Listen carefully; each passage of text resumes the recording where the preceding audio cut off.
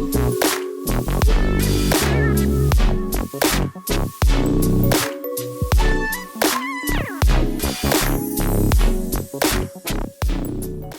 Mahamma!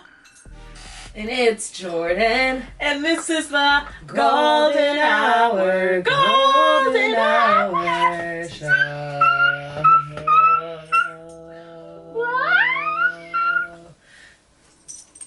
Well, judging by the title of this video, we're talking about my boobs.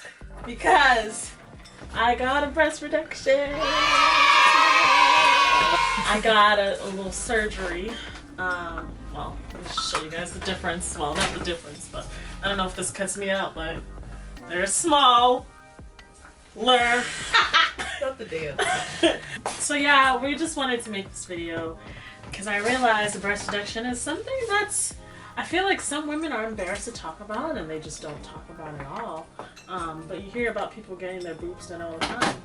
I'm like, but there are people out there that naturally have humongous boobs and they bring the utmost pain and discomfort and insecurities ever.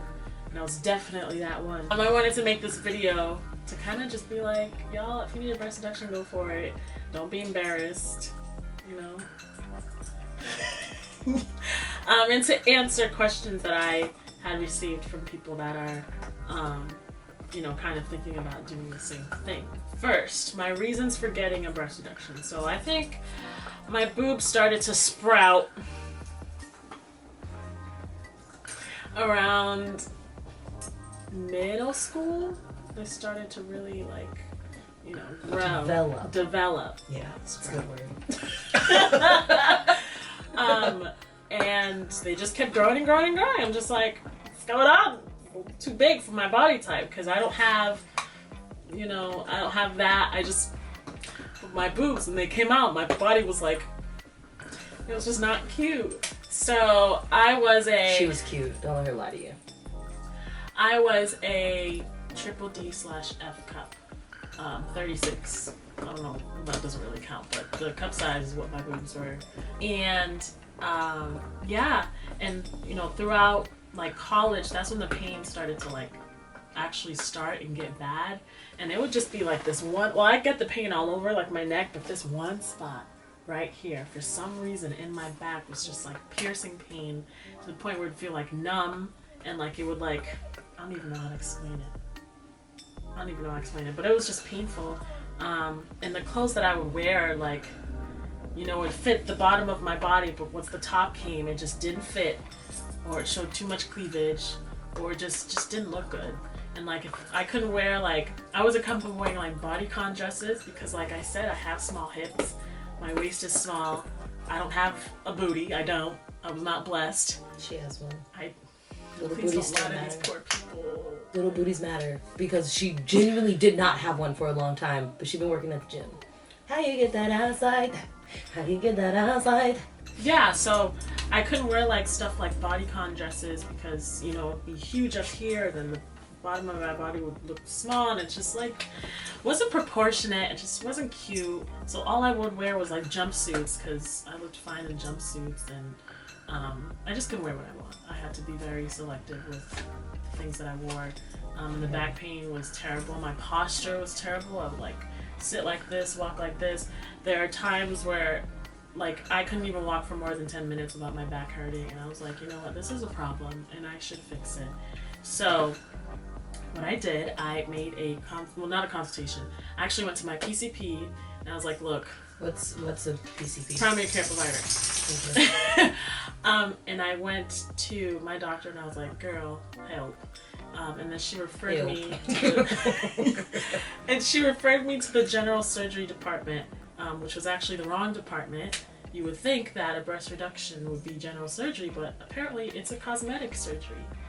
It falls under cosmetic/plastic surgery, which I don't understand because it's not really any of those, but I'm not a doctor, so there was a whole bunch of switch around to send a referral to the cosmetic surgery department. And so once that happened, I had a consultation with my doctor, with my surgeon, and he took pictures to send to my insurance company, and he asked me questions. Like, he's asked me if I had any marks on my shoulders, because that's like a lot of what women have when they're big chested. But I didn't, because my bra was actually a plus size bra, so the straps were loose but the cups fit. So I didn't have any indents. Yeah, but I did, you know, the posture thing, saw my posture, and then he saw the size of my boobs. So he took a picture of them, and then he sent them over to my insurance company, and he told me, you know, I suggest you like lose weight in the meantime. And it's not like I was big or anything, but it's more so to however he was gonna make my boobs smaller to like fit my body type, because it goes by your height and your weight. They can't tell you like a cup size they'll bring you to, which is what he told me. It's based off of your height and your weight. So he told me to just like lose weight to make sure, you know, fits perfectly to where I want to be. And so they sent over all that information to my insurance company, and at first I got rejected from my insurance company, but it's because the pictures he sent were in black and white, and he didn't send the insurance company the symptoms that I had or something like that. So he had to resend all that information, and then I got the approval. And I was very surprised, because my insurance is good, but not that good. So I was very surprised. I was very happy. So that's when I started like really going to the gym and eating healthier to like, for my body to be at the right type or weight, so he could, you know, shape my boobs to fit my body. And so yeah, so I got the acceptance letter and everything, and I called the hospital. I think I got the acceptance letter in, damn, I can't even remember, sometime in the summer, like May or June or July, somewhere along those lines. It was earlier. Yeah. Like May or June. Right. And then she called, and I called her, and she was like, yeah, so you have a date for September. And I was like, wait, it's really soon. And I couldn't, because I'm also in a wedding band, so I had weekend gigs until October. So I was like, do you have anything until after October? And she gave me November 6th, and that was my date of my surgery. And the only appointment I had prior to the surgery was just kind of like a check-in that I wanted just for myself with the doctor, to just ask any like last minute questions or anything. And that was that. So now we begin to the day of the surgery, which she was there. It's my best friend. She was there. She took care of me. I was there. So she'll probably come in and say stuff or ask questions. So day of surgery. Well, the day before surgery, I had to like take a shower with this like antiseptic soap thing, which was fine, and I had to do it the morning of too. So I did that, and then my surgery, I had to be there at like 8. Yeah. We were there at like 7:30, 8 o'clock. Yeah, but we got there late because of traffic. The traffic. Boston traffic. But luckily, it was totally fine. I called, and she was like, yeah, that's fine. I was like, great.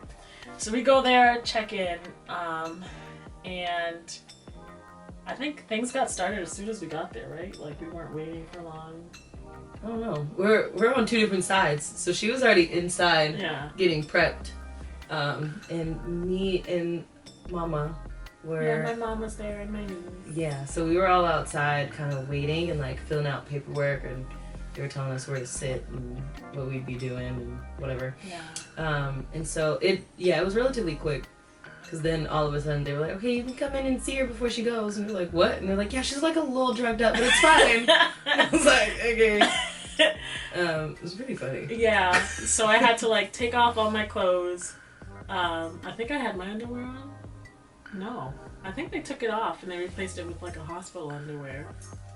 Because I definitely had it on before that anesthesia hit me. And when I woke up, I had a hospital underwear, and I was like, what happened? So I was in the room. I took off my clothes, put the gown on. Doctor's talking to me. Well, first it was a nurse. She was talking to me. And then she had also had a breast reduction. And then she was like, I wish he was around when I got mine, because I guess he was like really good. Sorry. I guess he was just really good and all that. And the nurse was so kind. She was so sweet. And the doctor comes in and all that stuff, and he makes the markings on the incisions.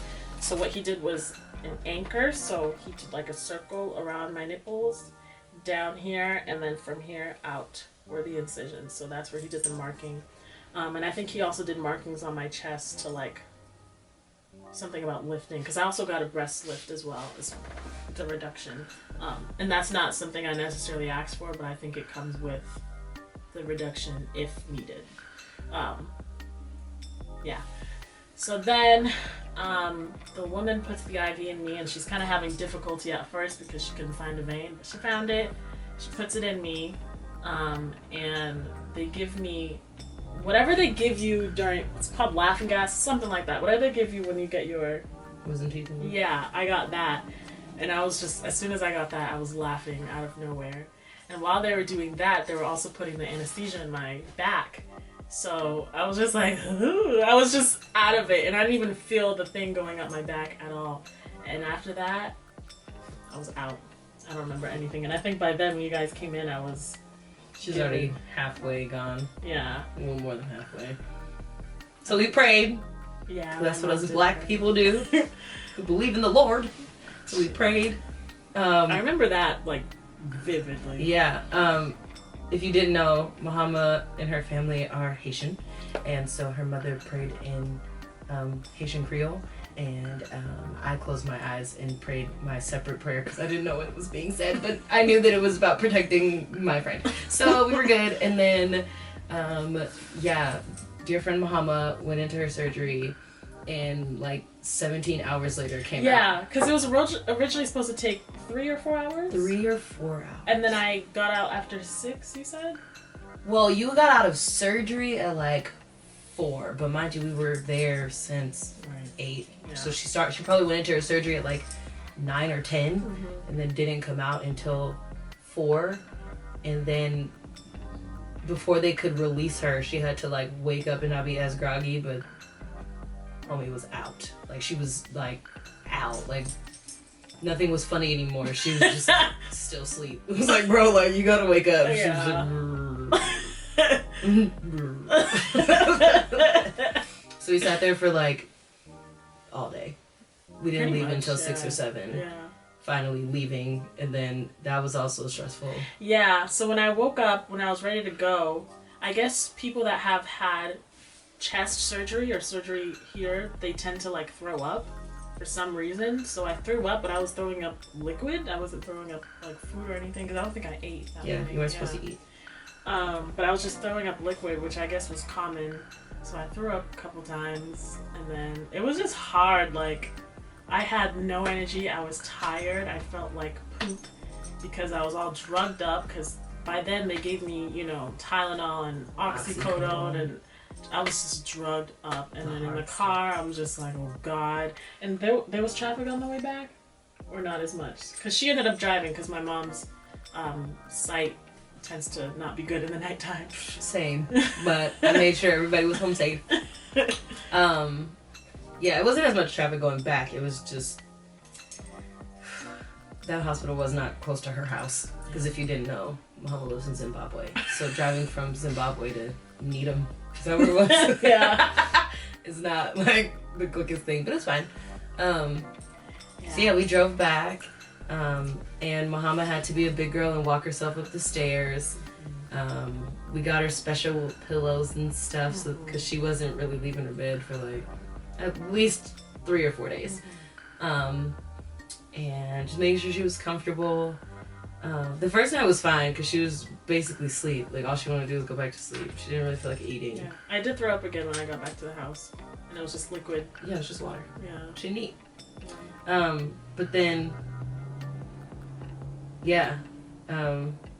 the first night was fine. It was just like mainly sleep. The only issue that we like really ran into was that when you take oxycodone or like any of these medications, because she had to take Tylenol, ibuprofen, and oxycodone. And they were like high milligrams. Yeah, and they were like at separate times. They were like all within like 3 hours of each other, but it was like sets. And so the problem is that you have to eat before you take the oxycodone. And we ran into the situation where Mahamma didn't eat. So yeah, Mahamma didn't have an appetite. She didn't really feel like eating. We had like a few snacks here and there, but like her mom cooked and Mahamma just did not want to eat. And I was like, bro, okay. Being mom, not really paying attention. We're like, okay, sure. So she took the medicine, and then we were like, no, you have to eat. And so she went to get up, and we like walked downstairs, and she was like, yeah, like I feel okay. And then she sat at the table and like looked like she was about to pass out. She was like in a cold sweat, and like she was like the room is kind of spinning, and she like really didn't look good, and I was really stressed. And she was like, and then Mahamma is not the type of person that deals with stress or like unknown situations very well. She's not the worst, trust me, there have been worse. But Mahamma literally was like, am I gonna die? I'm dying. I was like, bro, you got a breast surgery, you're gonna be just fine. Because like I was breaking out in sweat. My vision was pitch black, my ears were ringing, the room is spinning. I'm just like, is it my time, God? Like, what is going on? I was just stressed. And I was like, no, chick, you was supposed to eat, and you ain't eat. And now you down here trying to eat, but like you already took the medicine, you was supposed to eat before the medicine. Yeah, and so it passed after like, it was like 10 minutes, but it was like a hard 10 minutes. We tried to put like a cold compress on her head. She was just like, I can't even open my eyes because I can't see shit anyway. And we were just like, bro, this is actually really crazy. And of course, as Caribbean parents do and Black parents do, they were like, well, you should have been listening. You need to read the instructions. That was my mother. Like, just like, okay, but Mom, give us a second. She still can't see. She can't hear. She can't see. Just like give her a minute. We can yell at her after the fact. It's totally fine. But yeah, then we made her eat, and it was fine from there. Yeah. Listen, if you are on... Sorry. If you are on painkillers for anything, eat. You don't want to run into what I ran into. True as well. It was terrible. Yeah. But yes, I was on 3 different type of painkillers. But after I stopped taking the painkillers after like 3 days because they just made me feel awful. So yeah, after 3 days, I was able to just stop taking it because I could like, the pain after surgery honestly was not that bad. Like, it was bearable. Like, yes, I felt it, and I only felt it, during the... Where the incisions were? Yes, thank you, where the incisions were, but it wasn't unbearable at all. And I think it's also because I was on the pain medication, so that definitely helped. But after I stopped taking the pain medication, it was fine. I still felt the pain, but it was bearable. It was just more of a stinging pain. And I forgot to mention what my doctor had used to close the incisions was surgical glue. Because I know a lot of doctors use like tape, but it was like surgical glue that was around here, where the incisions were. And then after that, I had my surgical bra on, but I did take it off.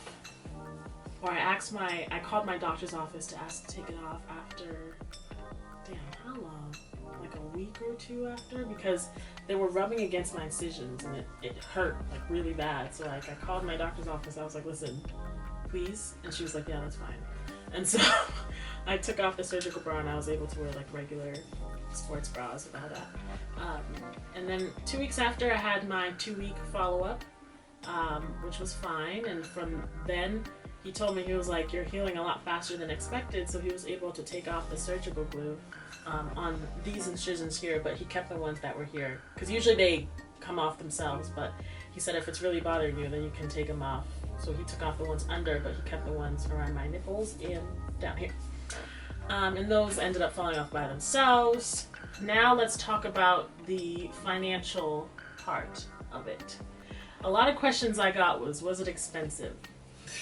After seeing the bill of how much it costs, like how much my insurance, yes.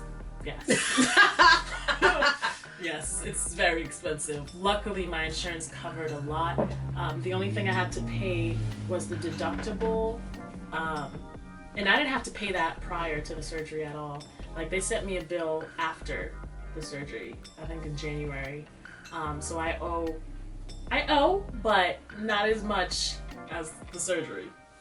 Like, I can pay it off in increments, but... Do you know how much the surgery was total? It was like 15 maybe? 15 or 17,000. Yeah. And my insurance paid a great portion of that. My deductible was like $1,700, but like you can make and deductible stuff still confuses me, but it's like if I met the deductible before my surgery, I wouldn't have to be paying the deductible now.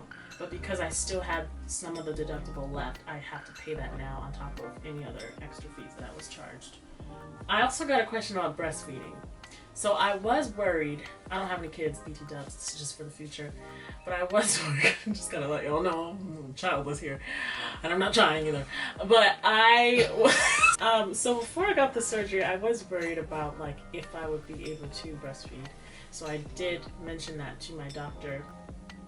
And he says usually the chances of breastfeeding after breast reduction surgery has nothing to do with the surgery itself. It's more so like even if you weren't going to get the surgery, it's based off of your chances of breastfeeding, if that makes sense. Like whether you can do it or not through yes. your genetics and right, exactly okay. that.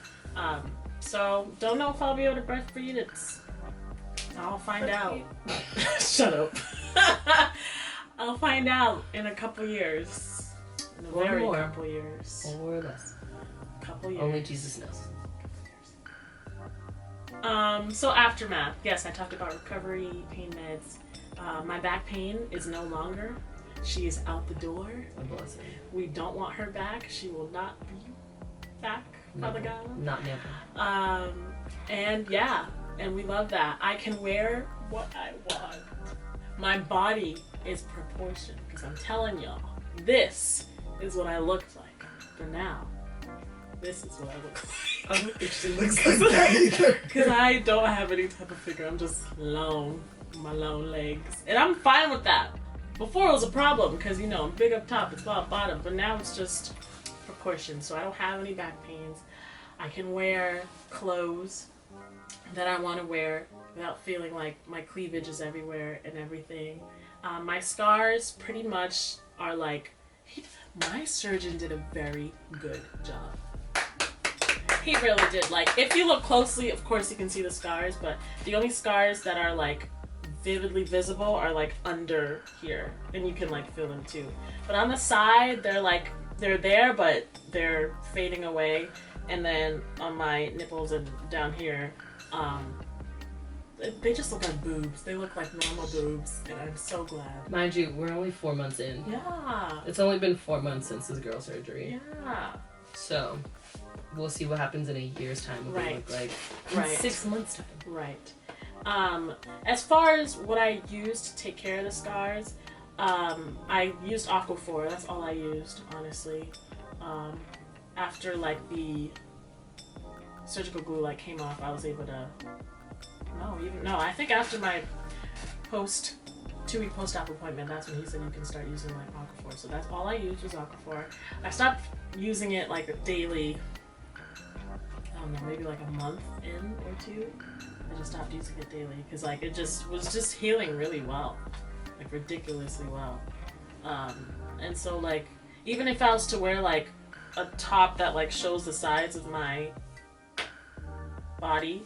A little side boob. Yeah, you'll see them. But personally, I don't really care. I don't care for the scars. I don't think you would actually see them unless you watch this video I'm gonna shoot, Yeah. No one would ever, why'd I say it like that? No one would ever know. Be like, excuse me. Sorry, I'm just peeking. You're creepy. Stay away from my friend's boobs. I'm screaming. So yeah, I don't care for the scars at all. I don't care that they're there. It was more so to relieve the pain that I had in my back. And to, relieve the posture that I had, because I had terrible posture. And I'm honestly so glad that I did it. Look at this hoe dog.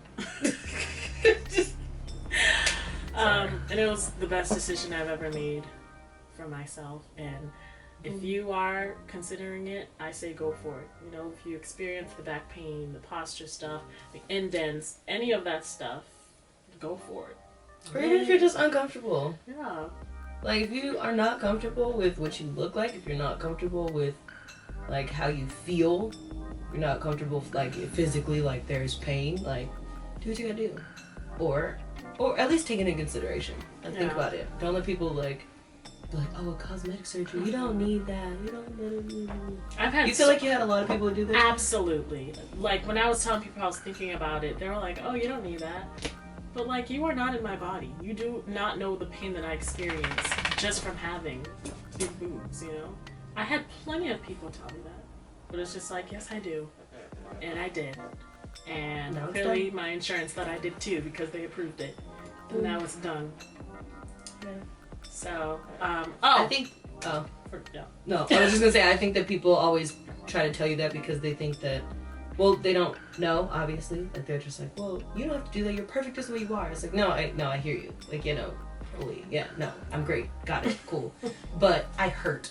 Like, this is more than just, like, a physical, like, you know? Or even if it's not, like, this is what I want to do. Yeah. If people are like, you don't need that. Like, okay, cool. Thank you. Thanks for your opinion. Did not really ask. I was just saying, this is what I'm going to do. Yeah. And you can just accept it. Anyway. The cup size I went to, so I was a triple D/F, and now I'm about like a C/B/C cup, which is a huge difference from before. And I'll insert pictures probably at the end of this video of like before and after. People's reactions to the surgery. I posted about the surgery. I had my surgery November 6th. I posted about it November 10th. The comments that I got were all super supportive. Very, very supportive. Also, she posted, did you hear that? Her surgery was on the 6th. She was wearing a shirt and took a picture and posted on the 10th. She was already like, bro. Yeah, I wasn't even wearing the surgical bra then because it brought so much pain. Maybe I stopped wearing the surgical bra after, or maybe I just didn't wear it because so I went out that weekend. So my surgery was on Wednesday, and I went out that Sunday to was it a friend's gathering thing, something like that. So I was good because I had stopped the pain medication. I was set, okay. Yeah. I was ready to flaunt, but by then they were still swollen. So I think I went down a cup size after the swelling because I got sized the Monday after my surgery, and I was a C cup. And then when I got sized a couple weeks ago, I was a B cup. But she also said there's sister sizes, the 38B, I don't know, whatever it is, I think I went down. But my swelling did go down after when I had the 3-month or 2-month post-op appointment with my doctor, which I did mention. Sorry about that. But yeah, people's reaction, they were super supportive, and I had a lot of questions. I had a lot of women reach out to me about, like, you know, how the process was for me and everything, because they were also thinking about it themselves and all that. People that actually came out and said that they had it too, and they just like weren't ready to talk about it. Exactly. Yeah. So don't be afraid. Somebody looked at Mama and was like, something about you is different. And they couldn't figure it out. They're like, something about you.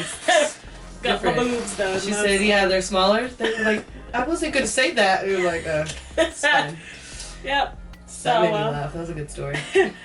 So yeah, if you have any questions for me, if you're considering, even if you're not considering, if you just have questions, please reach out. If you want to know, like, comment, subscribe. Yeah. Email us. Reach out. I got you. My Instagram and Instagram and Twitter will be. She said no Facebook, but will be the other stuff. In the description box. Please ask me anything. I'm all for answering any type of questions because this is not something that is taboo. All right. If you got a breast reduction, that's okay. Just like it's okay if you got a breast augmentation. It's all okay. And if you have any questions about what it's like to be a friend who had a boob job, let me know. Can we just insert top here? Because Jordan is a friend. And I think everybody needs Jordan in their lives. She sat with me the day before the surgery. She slept over. She sat with me during the surgery. She waited in that room with my mother for all that time. And when did you end up going home? Was it that Friday? Yeah. Yeah. She spent 3 days? 2 days? 3 yeah, days. I was willing to stay longer, but she was good by Friday. I was like, you good? She was like, yeah, no, I'm totally fine. I was like, okay, well, I'm going home. I'm going to change some clothes. But, yeah. If you have any questions, because I had so many questions. Oh my God. I was like, what do I do? What do you need me to do? Do I feed you? What do I do? Like, what do I need to do to be a good friend? Like, where do I need to be? How do I need to do this? Like, I was stressed. I'm not going to lie to you. She was there. But it worked out, honestly. Well, also get you a patient like Mahamma, somebody that's real chill. That don't really need nothing but her crackers every now and then. And my Netflix. And her freaking Netflix. I did forget to mention, I didn't shower for the first 2 days. That's because they told you to? Or My doctor said I could shower whenever I felt like it. Because I told him, I was like, some people, when I read online, people couldn't shower for like a couple days. And he was like, no, that's disgusting. He literally said, no, that's gross. You can shower whenever you need to shower. I said, okay. like, people, you know, I just got my titties done. I know, They're new. Hot water I just think like hitting you? Yeah, I think it's because he used surgical glue versus surgical tape. Oh, so the tape would probably get wet. Exactly. Okay. So he was like, yeah, you can shower when you get home, like, you'll be fine. But I didn't end up showering until 2 days after. She really wanted to. If you don't know, Mahamma showers every morning, so she wanted to. Every night now because of the gym. Oh, well now every night. But yeah, she wanted to, but at the same time she was on oxycodone. She was not moving. She was literally asleep. She was literally asleep, and she'd wake up, drink some water, take a pill, go back to sleep. Yeah. Wake up, watch a bit of Netflix, go back to sleep. Yeah. I also just wasn't comfortable yet taking a shower. Like, I was still, in pain, and I was like afraid to just move because I was drugged up and tired. So, but I did shower that Friday. I think I did. Yeah, you went out for a walk and stuff. And then Yes, that was that Friday. Yes, so I did shower Friday. She went out for a walk. I was like, Snapchat me all your experiences with your new boobs. And so yeah. Do you ever miss them? Nope. Okay, well, the rest of us do. I was afraid. I think we're just like still. I mean, we're used to it by now, but at first I was like, oh my god, like where are my big titties? And really sad. Like I was like, wow, I think I grew an attachment to them. But she didn't, so it's fine. Honestly, I was afraid that I would miss them because they've been a part of me for so long. But now, I don't miss them at all. At all. I'm glad they're gone. I'm glad I'm a part of the itty bitty titty community. I am fine. I am proud to be a B/C cup. Proud. Man, what I would give to be a B/C cup. Oh, remember when I had bigger boobs than you? Oh, now I'm the big team friend. But yeah, feel free to ask anything. I think that's all I have unless you have any questions for me. No, if you liked our video, go like it, go comment, and go subscribe to our page at The Golden Hour Show. And if you have any questions, email us. If you want to talk about it, if you think that we're like the coolest people out here, if you think that we're not, don't say nothing. But if you think that, we're like decent and like we should make videos, or you want to see something from us, let us know. Yeah. Like us and follow us on Instagram at it's in the description box. And this is the Golden Hour Show.